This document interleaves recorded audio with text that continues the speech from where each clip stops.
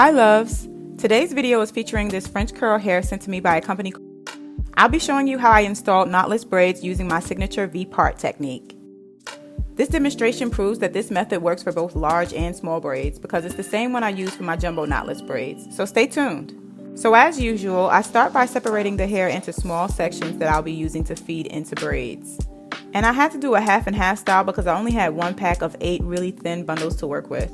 But the hair has a lot of sheen and some lovely curls at the bottom, so it saves you some time by not having to dip the ends when you're done braiding. Now let's get into the V-part technique. If you've been around for a few videos, then you've seen me demonstrate this on jumbo braids. It works the same way on these smaller plaits.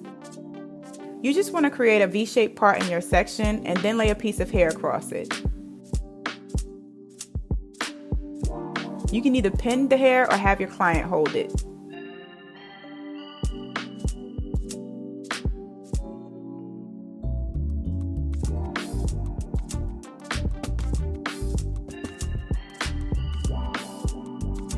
I didn't show it on camera, but I added a little braiding jam to smooth the section, and then what you want to do is just braid the natural hair around the weave, about an inch down.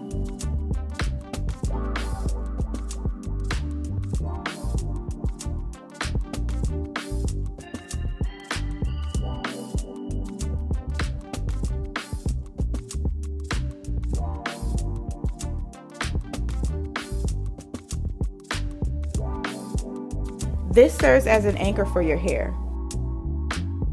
And then you just add another piece of weave and braid the weave around the natural hair to conceal it. This is what creates the knotless look. And to be honest, this hair was really slippery and very difficult to keep from unraveling.